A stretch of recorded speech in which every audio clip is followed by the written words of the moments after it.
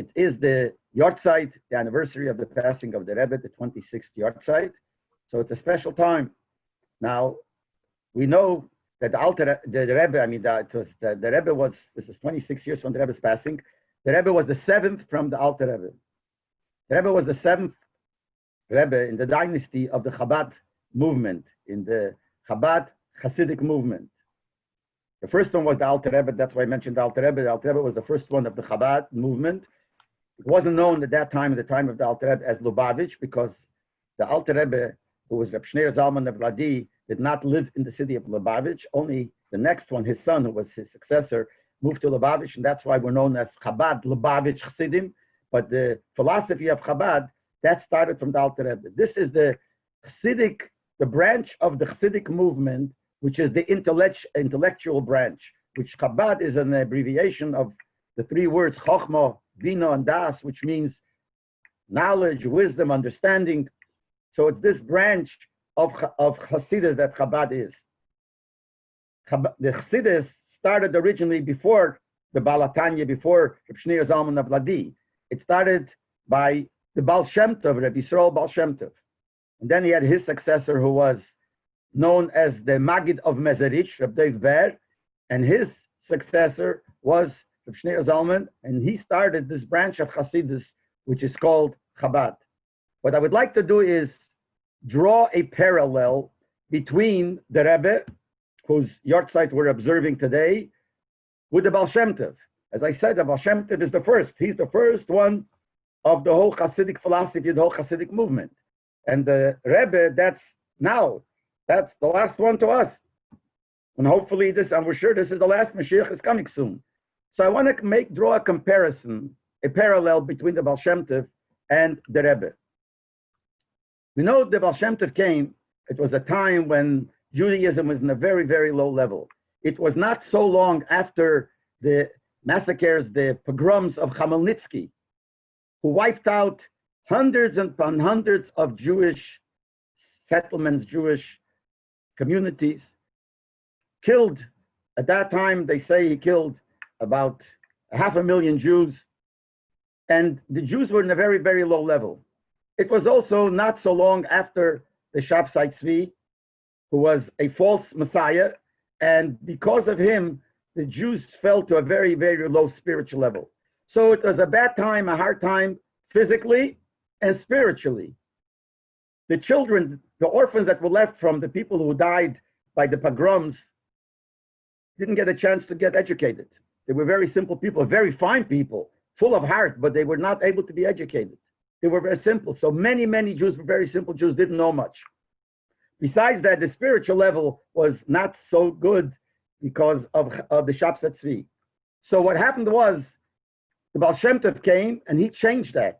The Baal Shem Tov had a whole group of followers, and he sent out his followers to different Jewish settlements, Jewish communities, to teach the people. And basically, through his emissaries, he elevated the level of the Jews. He elevated the spiritual level of the Jews and also the physical level of the Jews. And this happened a long time ago. The Baal Shem Tov passed away over 250 years ago.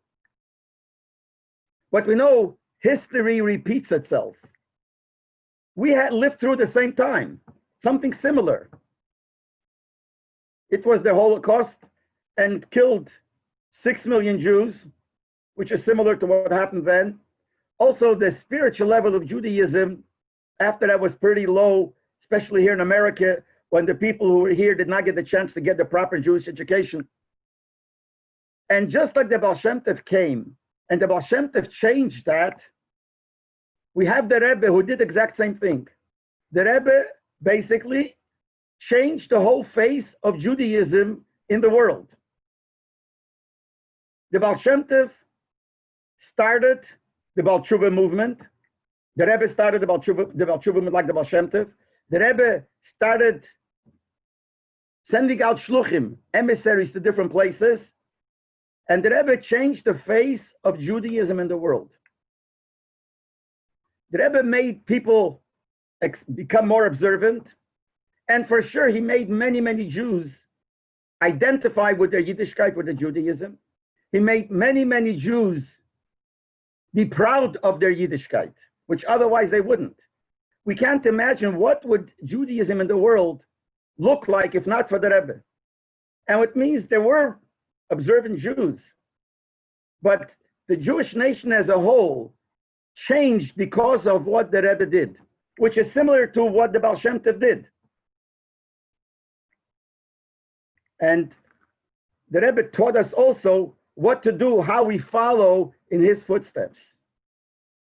Now, it's important to just go through to describe who the Rebbe was. We're talking about the Rebbe, what the Rebbe did. Just describe the personality of the Rebbe. It comes to a day of a yahrzeit, of an anniversary of a passing. We have to understand who the person was. So I would like to give a little bit an understanding of the Rebbe's personality. If I want, I would like to compare the Rebbe to the Rambam, to Maimonides. Maimonides was known to be a genius in the Talmud, a genius in all other studies, in all other sciences, and he had a great influence on the Jewish community of his time and many generations later. But the Rebbe, the same thing.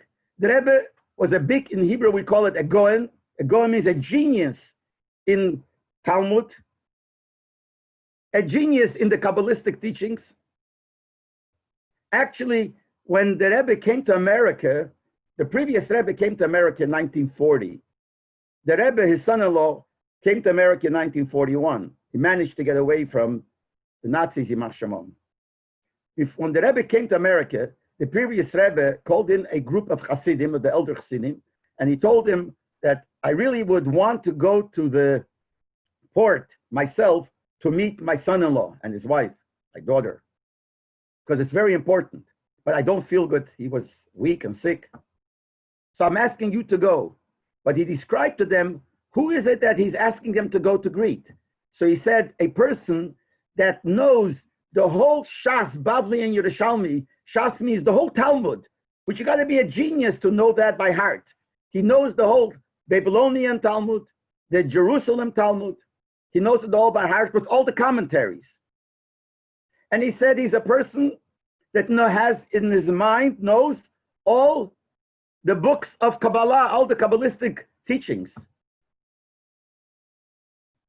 And he added, by the way, he said, and he's a person that still goes like this. You know, some people are great rabbis, they dress differently, they dress like a rabbi, but like this, he's dressed like a regular, simple person. He didn't make a fuss over himself. But he was a great genius in Talmud, in learning. But just like the Rambam was a great genius also in secular studies, so was the Rebbe. Actually, the Rebbe went to university, first in Berlin, then he went to France, to Paris, and he studied. The truth is, those that were there at that time testified that as much as he sat in class and heard the lectures from the professors, he always had a Jewish Sefer, Mishnayos or others under the table learning while he was talking. But he absorbed everything he was talking, but didn't waste a moment from learning. And they tell the story, the people who were there tell the story that there was once a test, a very important test, and it should have taken a long time to finish, 2 hours or something. And the Rebbe finished the test very fast, gave it to the professor, and the professor didn't even want to take it. He said, how is it possible? It's not possible you finished it. He was going to throw it away. But then he said, no, let me give a look at it. He gave a look at it, and he saw he got 100 or whatever mark he got. He was surprised. He couldn't believe it. So he kept on learning the whole time. He was learning the Torah, but he was also absorbing the secular studies.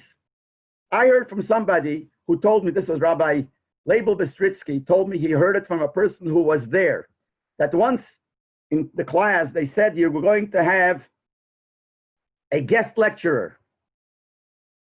And when he walked in, it happened to be Albert Einstein. And he gave a lecture.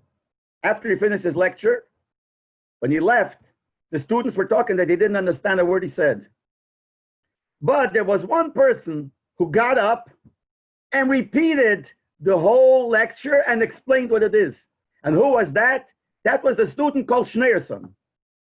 So that's what the Rebbe was.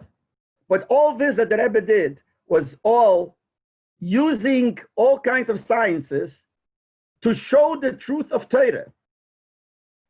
The Rebbe was able to convince many professors and many scientists to become more observant because the Rebbe was so proficient in all the sciences.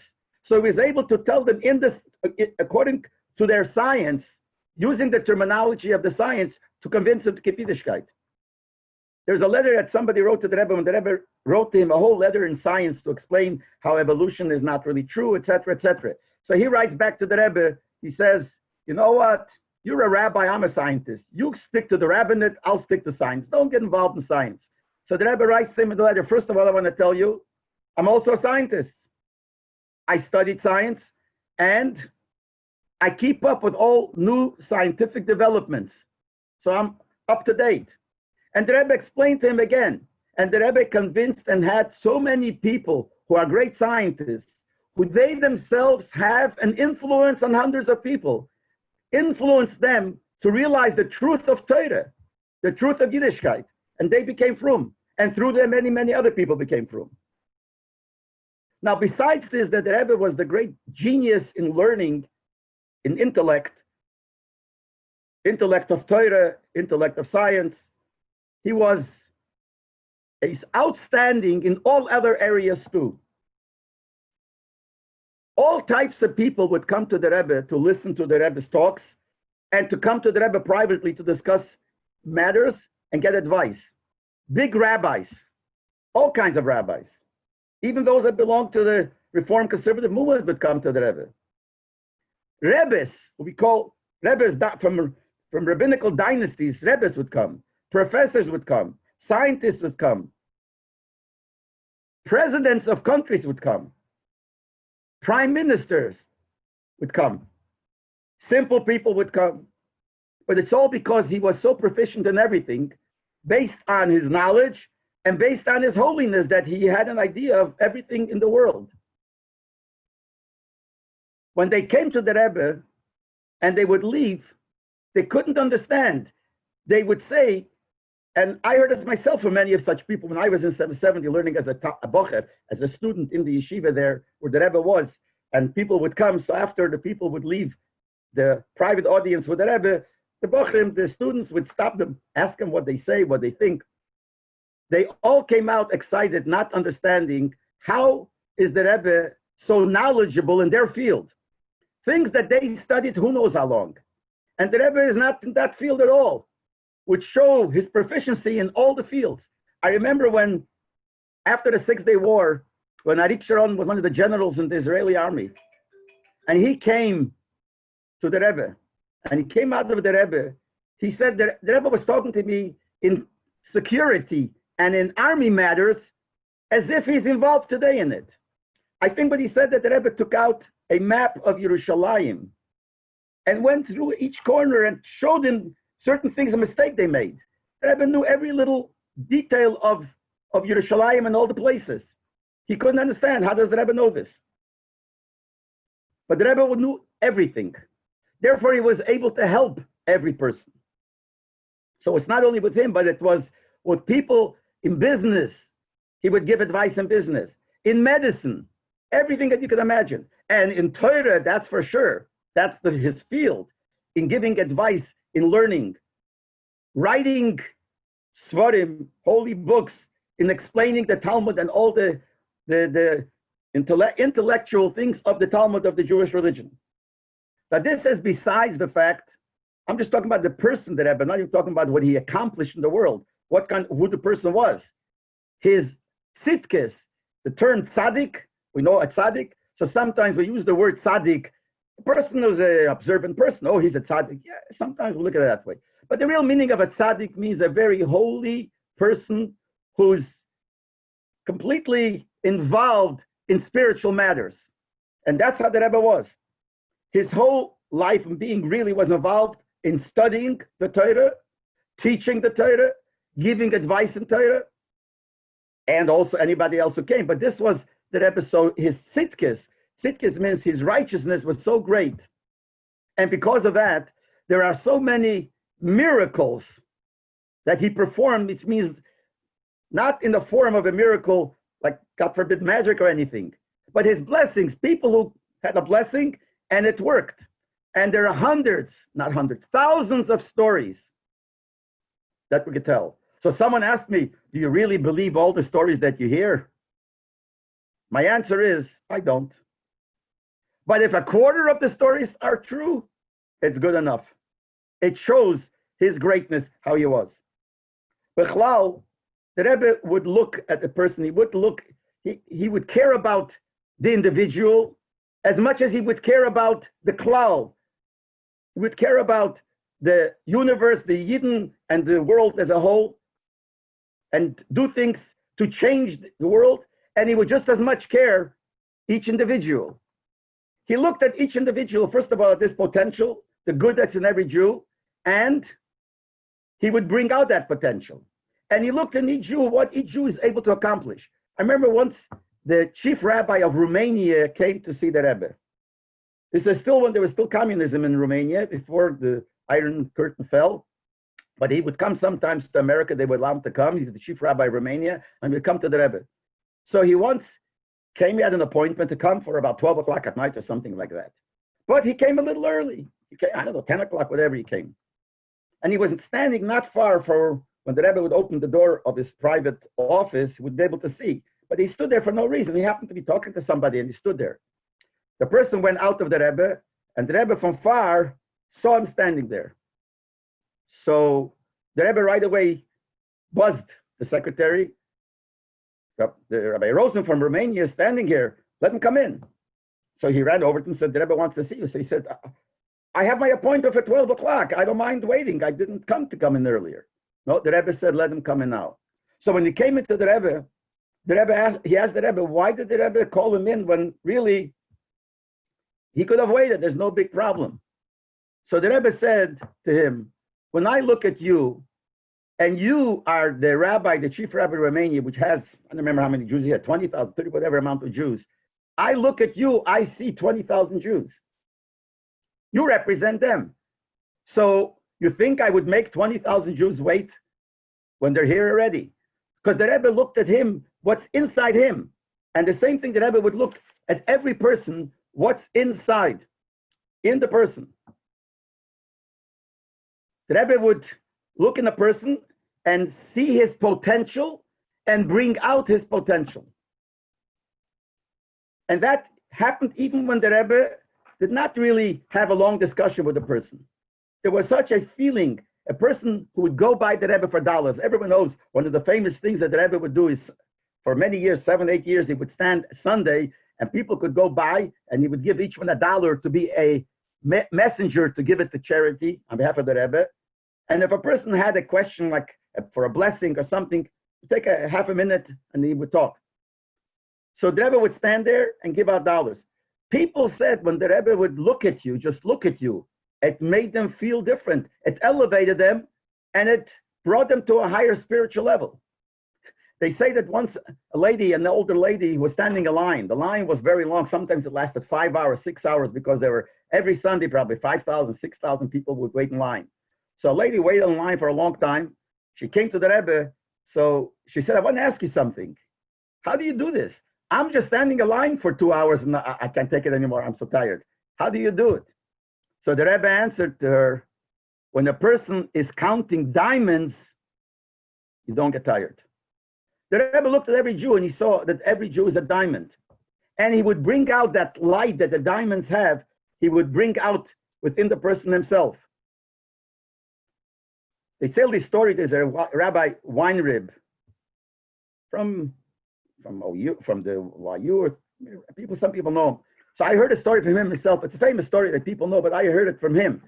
He said when he was younger, he moved to a certain city and he had all kinds of problems and didn't know if he should stay or not, and he couldn't come to a decision. And he's thinking, who should he ask? He's a rabbi there. It's not worth to leave, but it's not good. He didn't know what to do. So someone said, ask the Lubavitcher Rebbe. So he called up Rabbi Chadakov, who was the main secretary of the Rebbe, and he tells him that I have a problem and I have to talk to the Lubavitcher Rebbe. He thought he could call him on the phone. He couldn't talk to the Rebbe on the phone. So he picked up the phone. He says to him, So Rabbi Chadikov says that the Rebbe doesn't speak on the phone. And by the way, to see the Rebbe, you have to make an appointment for months, whatever it is. But he says, no, I have a problem. The bottom line was that the Rebbe picked up the phone, the Rebbe overheard the conversation. So the Rebbe says to Rabbi Chadikov to tell him that he could speak to people over there. He doesn't have to ask me. So he said, whom should I speak to? So the Rebbe says, you know, in that town, there is a rabbi called Rabbi Weinrib. Speak to him. He got the message. The Rebbe was telling him it's within you. The Rebbe brought out within him the ability that he is able to understand, to bring out the good and to do the right thing, that he has it within him. And the Rebbe brought it out. The Rebbe would look at everything turn it to the good. Everything that seems negative, by the Rebbe was able to utilize it for the good. There was a person who wanted to do something which was against what the Torah wants us to do. And people tried to persuade him not to do it, and he wouldn't listen. Till finally they told him, go to the Rebbe. So he said, okay, I'll go to the Rebbe. He imagined the Rebbe would do like every other rabbi, tell him how bad it is and explain to him how it's wrong, etc., etc. So he was ready for it, but he said, you know what? I'll do you a favor, I'll go. Came to the Rebbe, and when the secretary told the Rebbe what his problem is, that he's willing to do something which is something that by us is not possible to do. So the Rebbe looks at him and the Rebbe says to him, I'm jealous of you that you want to do this. He couldn't understand. The Rebbe is jealous of me wanting to do something that is completely against anything that Judaism stands for. So the Rebbe says to him, I'll tell you, when God gives a person a nisoyan, gives him a test, he also gives him extra strength to overcome that test. You have such a test that's so strong that I don't have, which to me means that you have great strength. God gave you so much strength that you're able to overcome even this test. And that's unjealous. I don't have that. Best proof is I don't have that test. If I have the test, that means I have that power also. So he looked at him and he said, so I'm jealous of you that you have the power. So what he wanted to do, the Rebbe turned around and made him feel that he has extra strength given by God. And that's what made him change. And that's what he changed from then on. There was once a person who came to the Rebbe and had a whole conversation. At the end, he asked the Rebbe, what's a Rebbe? So he says, every Jew has a fire in his heart, and the Rebbe is supposed to ignite it. So he says to the Rebbe, did you ignite mine? So the Rebbe says, well, for sure, I gave you the matches to light your fire. And it did. It changed the person's life. So it shows how the Rebbe would be able to talk to everybody, look into the person's potential, and bring out the potential. And there are many stories that we see that the way the Rebbe did. And what the Rebbe did, he taught the Chassidim to do the same thing, that we as Chassidim should follow on the same path and do the same thing. And as I said, the Rebbe cared about the klal, the world, Jews as a whole, and about every individual, which is similar to what we find when God gave us the Ten Commandments, Aseret HaDibros. The first one started with the words, Anochi Hashem Elikecha, I am God, your God, singular. He was talking to, according to the calculations we make, by Har Sinai, by the giving of the Torah, you had about close to 3 million people.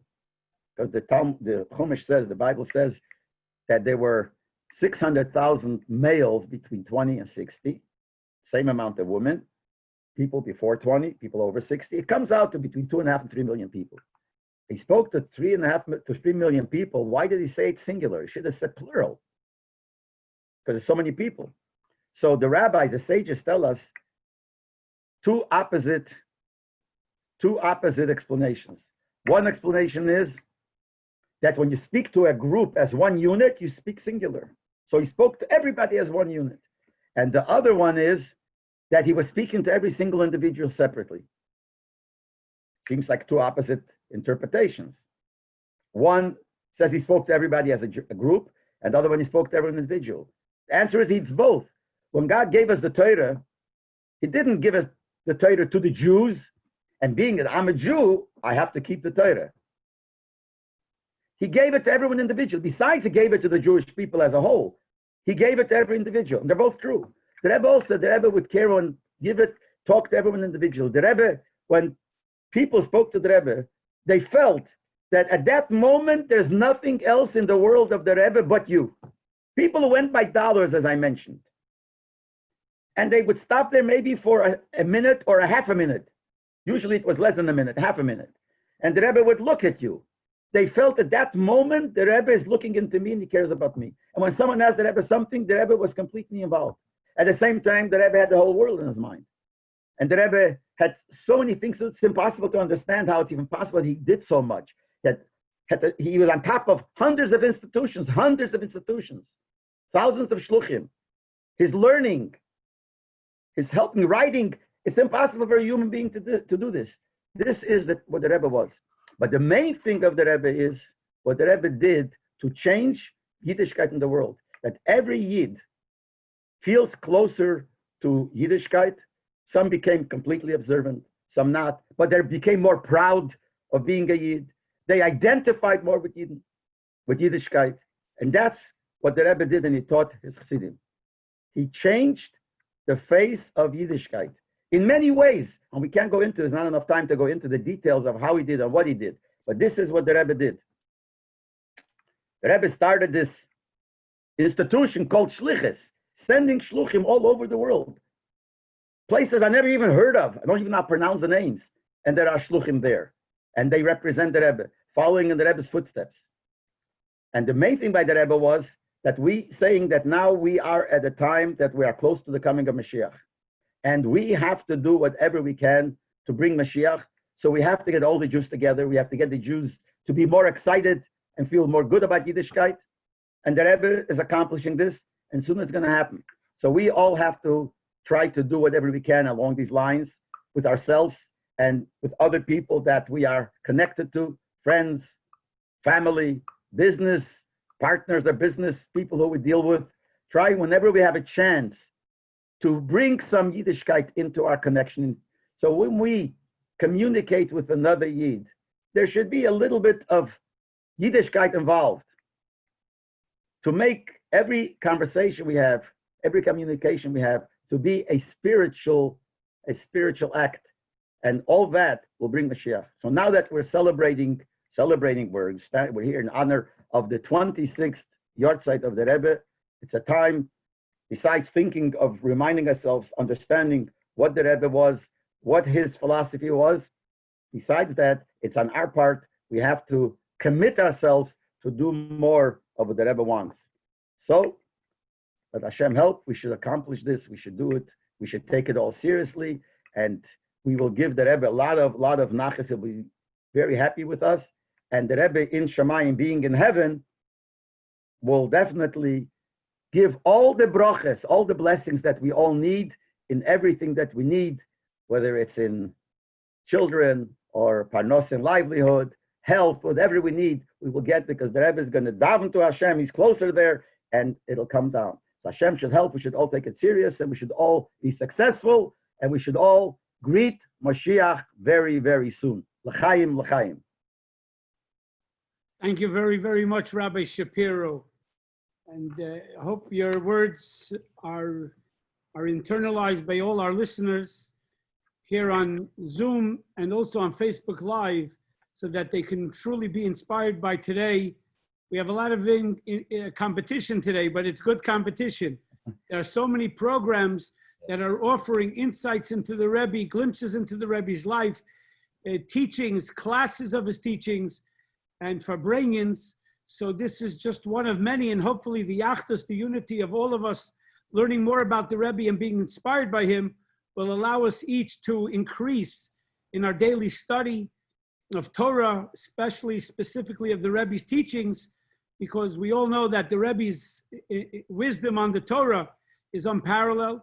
And hopefully also we're all inspired to increase in doing mitzvahs. As you know, the Rebbe always told us increasing mitzvah, because one mitzvah, that's all it could take to bring Mashiach. And hopefully each and every one of us listening to this session or to any other session will be inspired by the Rebbe's leadership and legacy to take upon themselves a new mitzvah and bring Mashiach.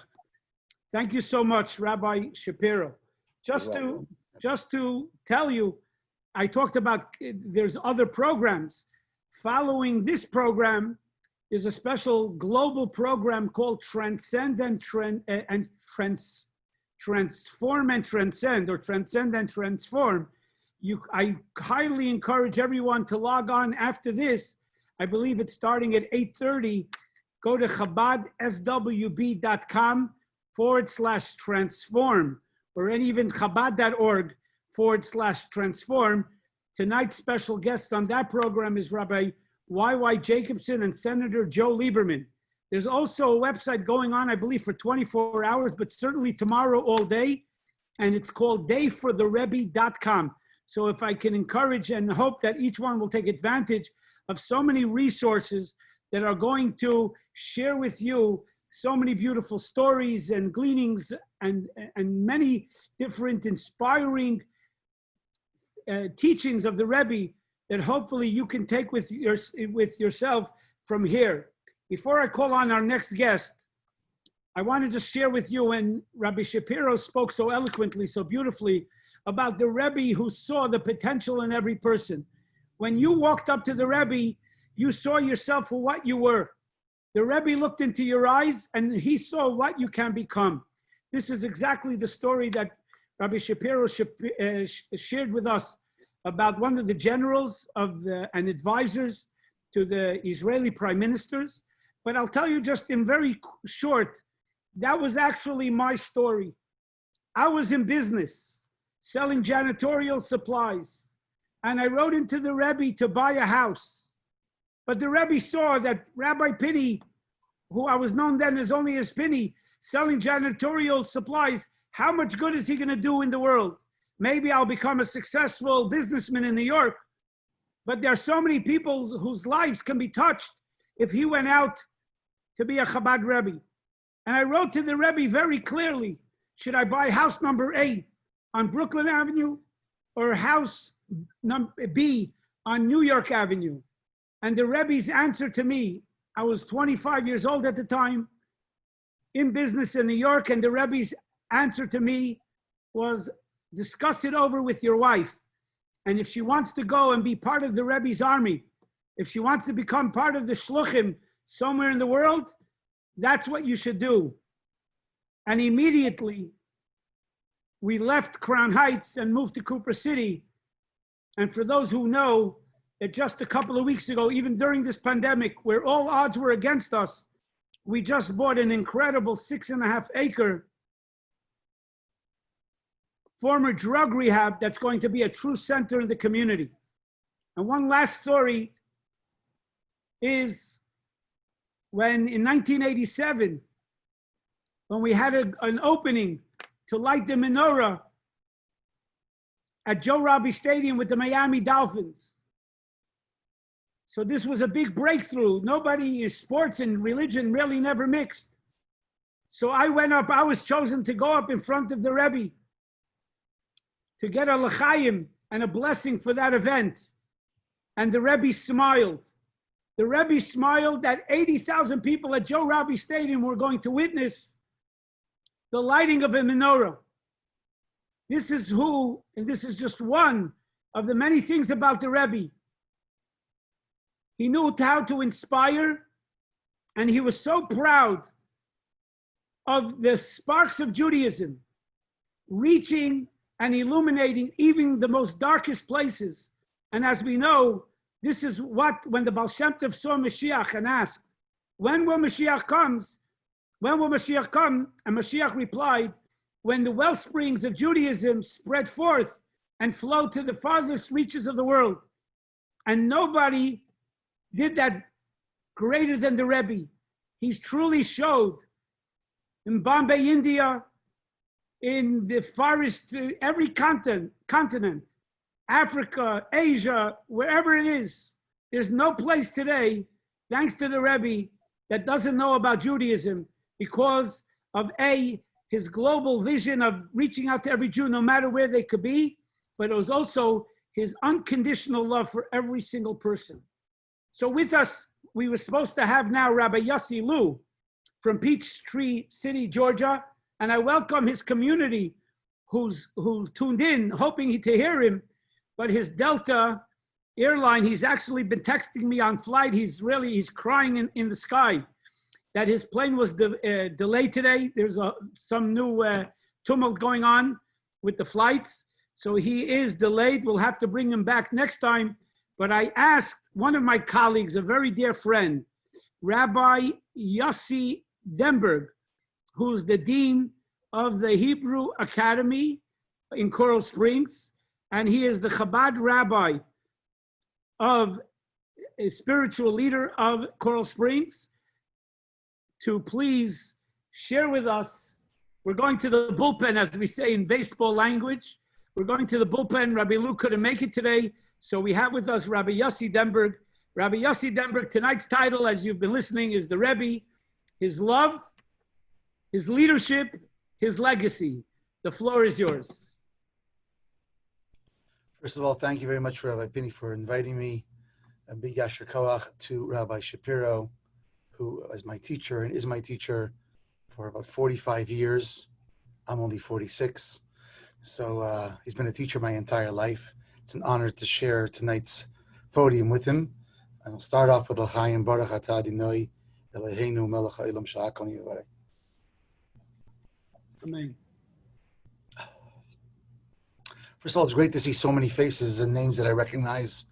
No one in particular. Hello to the Weisbergs. Hello to Ava Phillips. Hello to all the beautiful Jews that I do know and I don't know. Rabbi Schapiro and Rabbi Pinny spent the last half hour or so telling you about the Rebbe's global reach, how the entire universe was the Rebbe's vision, and how he touched all Jews, all non-Jews, and how the Rebbe touched presidents and kings and prime ministers.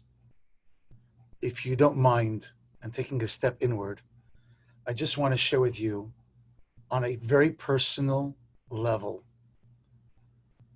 how it affected my life, how it continues to affect my life through the three words of your title tonight: the Rebbe's love, the Rebbe's leadership, and the Rebbe's legacy. And they're all one and the same.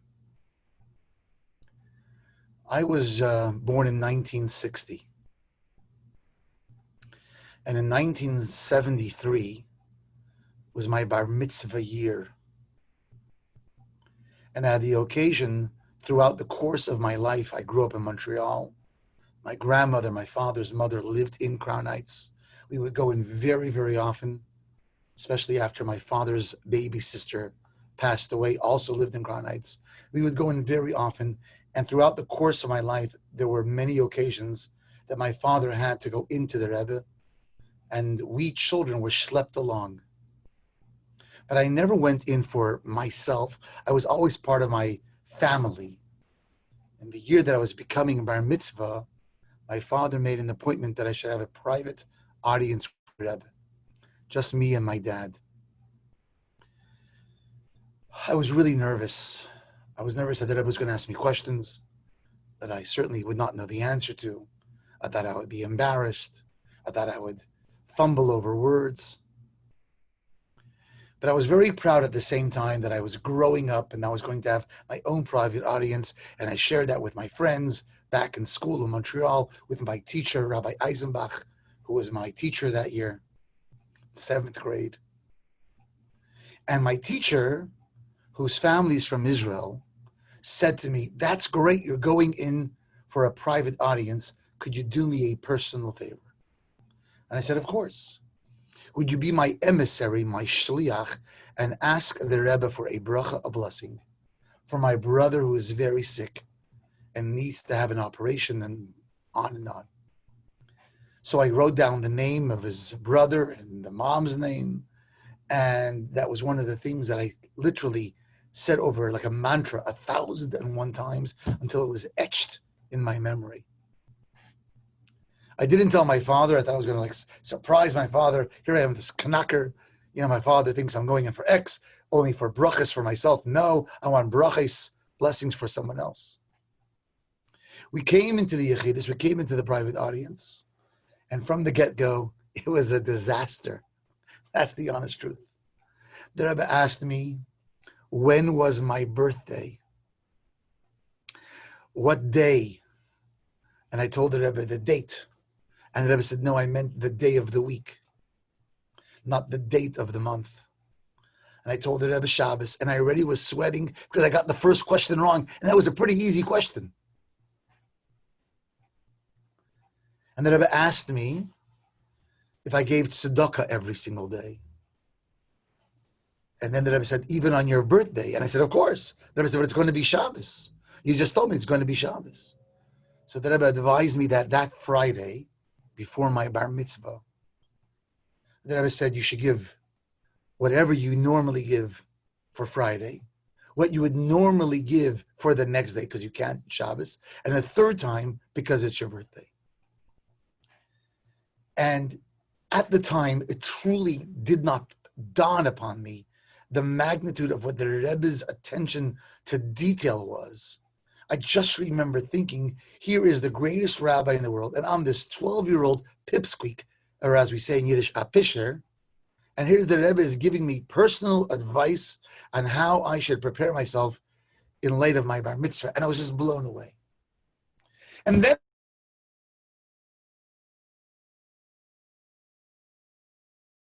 I said, okay, that I answer. I know I did learn it. And there's a great, let me ask you a question. And it got from bad to worse, because the Rebbe asked me the question of the mimer, not a question on the mimer, the question that the mimer itself, the Hasidic discourse itself raises. Why is putting on tefillin in the morning the equivalent of learning an entire day? And my mind went blank. And I started to funfa. Is there anybody who speaks Yiddish over here? You know what the funfa means? Da, da, da, da, da, da, da. I see Leon Weisberg says he knows what it means. Jerry Abraham, you know what the funfa means? Good. And I started to say some answer. It wasn't the correct answer. Started to just say over words from the mimer. My father was getting nervous that I wasn't performing. And finally, the Rebbe gave me a bracha. My father asked the Rebbe several questions that had to do with my father, his work, and his life. And the Yechidus was over, and we started to back out. And at that moment, also I remembered that I had to ask the Rebbe for a blessing for my teacher's sick brother in Eretz Yisrael. And I said to the Rebbe, my teacher asked me to ask for a bracha. And the Rebbe said, and what is his name, his full Hebrew name? And my mind just shut down. And I was just so overwhelmed. Honestly, I started to cry. I don't mean sobbing. I don't mean I lost it. I mean, I was just like sniffling, I guess. And I looked at my father like, please help me. You're my dad. And my father looked at me like, what do you want? You've never even told me that you were asked. And so I said the first stupid thing that came to my mind. I said to the Rebbe, Rabbi Eisenbach, the one from Israel. Now, it happens to be the Eisenbach family from Israel is huge, literally with many different cousins and different parts of the family. So saying Rabbi Eisenbach from Israel really narrowed it down to only about 400 people. But that's what I said to the Rebbe, the one from Eretz Yisrael. Here I is, 12 and a half, almost 13 years old. Ava Phillips, you know what the Rebbe said to me? He said to me in Yiddish, Zogim azich kenem. Zogim, tell him that I know him. Most of our lives go by in a blur. Very rarely do we remember conversations. Most people can't even remember the promises that they made in the conversation. But then there are moments that you remember. This is neither of them.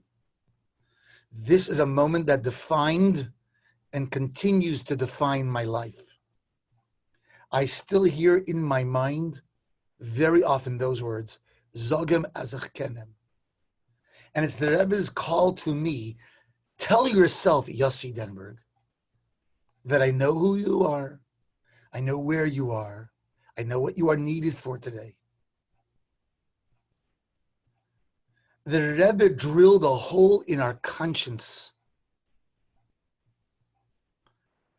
simply not because, as Rabbi Schapiro said, of his onos, because of his genius in Torah study. I could not appreciate Torah study. I was not even 13 years old. Not because of his global reach. I was 13 years old. I wasn't worried about the Rebbe's global reach. And not because he spoke to presidents, because the Rebbe spoke to me. I wasn't shafted or shifted to some underling who handles 13-year-old boys, 13-year-old pipsqueaks. The Rebbe took out time from his day to speak to me. And so 40, 50 years later, when I get a phone call from a mom who says to me, could you speak to my rebellious teenager? No matter how tired I am, no matter how busy I am, I see the Rebbe sitting and talking to me, taking time to answer, to help, to lead, to direct, to guide, to inspire. And I say, the answer is yes. In fact, one of the lessons I've taken from that moment in time is that there are no accidents, and that if two Jews meet, and the Rebbe said this quite often, it was by divine providence.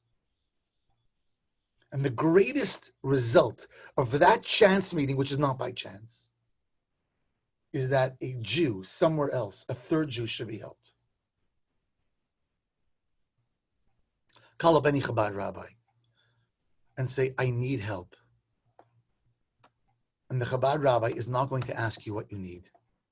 First, he's going to say yes. And then he's going to ask you what you need. The reason why we love the Rebbe is simply because the Rebbe loved us. The reason why we love Jews, because we are trying to emulate, after all these years, the Rebbe. Which goes from the first part of this talk, the Rebbe's love, to the Rebbe's leadership. By historical reality, the Rebbe's yahrzeit, the Rebbe's passing, is always commemorated this time of year when we read the story of Korach.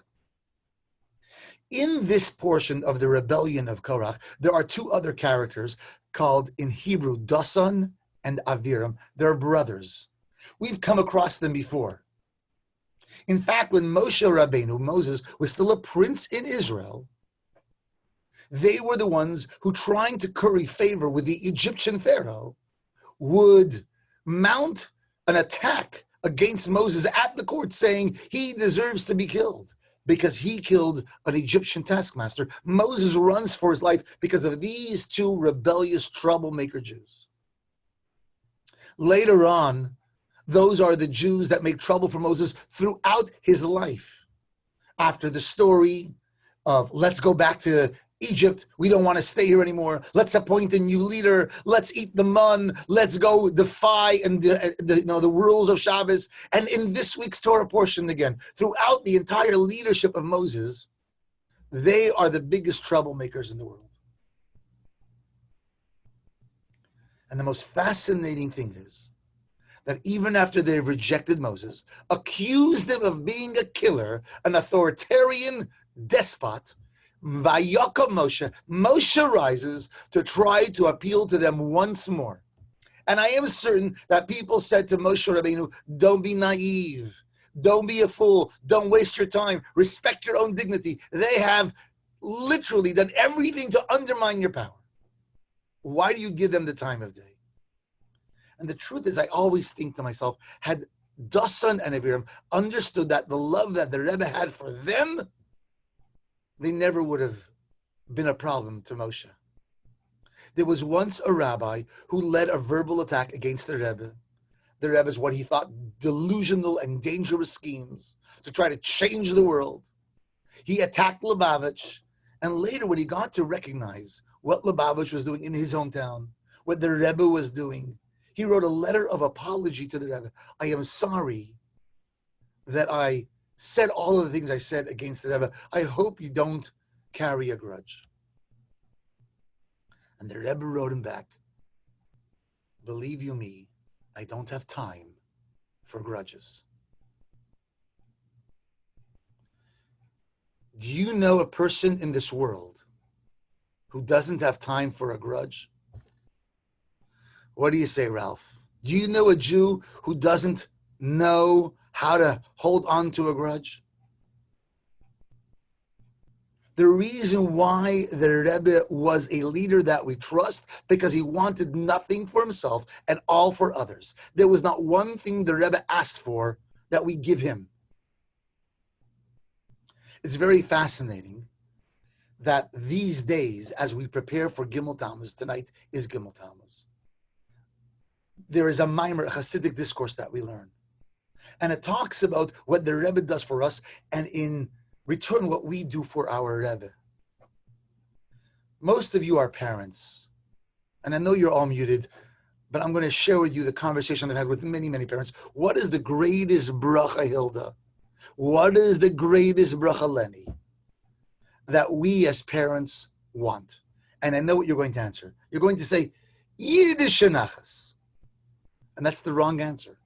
It sounds like it would be the right answer, but it's the wrong answer. The greatest bracha we could ask for, the greatest bracha we should ask for if we had half a brain, is that we should be better parents, more effective parents, more inspiring parents. That all of our kids all the time should say, Tati, you're amazing. Mommy, you're fantastic. You are the best role models in the world. You know what we could give the Rebbe? That bracha. We can say to the Rebbe, in terms of our own lives, you should be a more effective Rebbe when it comes to my life. Not I should think about you once a year on Gimel Tammuz. I should think about you every day. And as Rabbi Schapiro said, we should take time out of our day to emulate the Rebbe's love, the Rebbe's concern, the Rebbe's compassion for a 12-year-old, for a 10-year-old, for a 90-year-old. You don't got to change the world to be a Chabadnik. You only got to change yourself. Not so easy, I know. I've been trying for many years to change myself. And you know what I discovered? I can't. And then I discovered something even more profound. That you actually don't change anyone either because you gave a lecture. And I don't think anyone's life is going to be changed by my words tonight. But you know how you change someone's life? You invite them for a Shabbos meal. You know how you change someone's life? You help them get a pair of tefillin and teach them how to put it on. You change someone's life, not by telling them to change, by giving them opportunities so that they could grow and change. We talk about the Rebbe's love and the Rebbe's leadership. They're one and the same. How did the Rebbe lead? He led by love. It's very interesting. Post-World War II, many Hasidic Rebbes, many paragons of virtue, they said we must protect our young. And they built these walls, these ghettos, to keep out the riffraff, so to speak. The Rebbe tore down the walls. And the Rebbe invited every single Jew inside his camp. Every single Jew was a constituent of the Rebbe. You already are part of the party. You already belong. If you have a soul, you are in the Rebbe's camp. The Rebbe didn't take a stick and browbeat anybody. The Rebbe led with love. Just like Moses led with love, our Rebbe leads with love. Which brings me to the third part of tonight's title, the Rebbe's love, the Rebbe's leadership, and the Rebbe's legacy. Would you like to see the Rebbe's legacy? You see that top corner picture of Rabbi Pinny? That is the Rebbe's legacy. See Sharon Rosenthal? Hello, Sharon. who on some level, at some point, did something more Jewish because of her connection to Lubavitch, because of the Rebbe. She is the Rebbe's legacy. When we live our lives with a little more love, a drop, and we do it in a leadership position selflessly, simply serving the other, we are the Rebbe's legacy. Not the books he left over, not the institutions he built, not the thousands of shluchim and the worldwide global campaign that he has. Each and every single one of us is the Rebbe's legacy. That's my story. I don't know what your story is, but I was at the Ohel this Monday, 2 days ago, and I met Jews from all over. And every single one of them is the walking legacy, the breathing legacy of the Rebbe. Fulfill your destiny, love a little more, lead a little more, and you'll leave your own legacy. Rabbi Pinny, thank you so much for inviting me. Everyone, a great Gimel Tammuz.